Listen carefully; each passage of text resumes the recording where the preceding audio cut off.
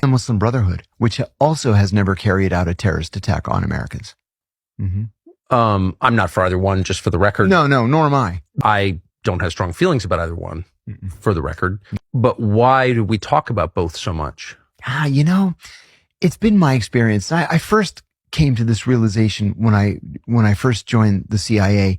We always have this need to have a boogeyman, whether it was Bolshevism in the 1910s, whether it was socialism in the 20s and the early 30s, Nazism, legitimately. But then, in the 70s, the 80s, it became Islamism. It's like we always have to have an enemy to rally around. There it is, right there. With the death count, that seems like the one. May I tell you a story? I hope you will.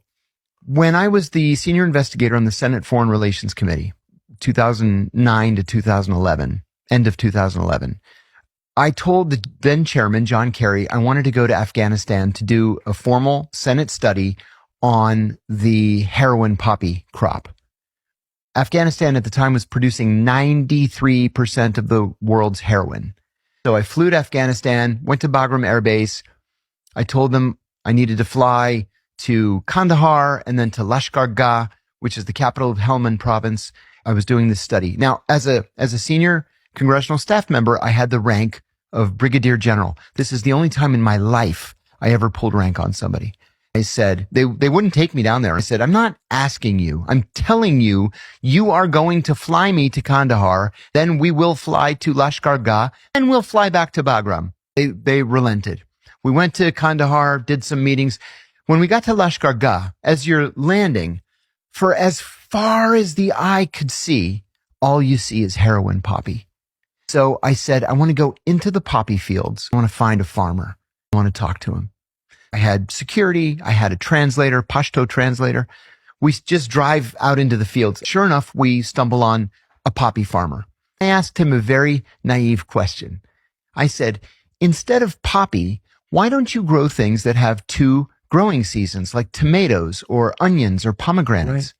And he goes like this, the Americans told me in 2001 that if I told them where the Arabs were, I could grow all the poppy I wanted. I said, what Americans told you could grow poppy? Just as I said the question, my military handler pulls me by the arm and he says, we're under threat. We have to go back to the base.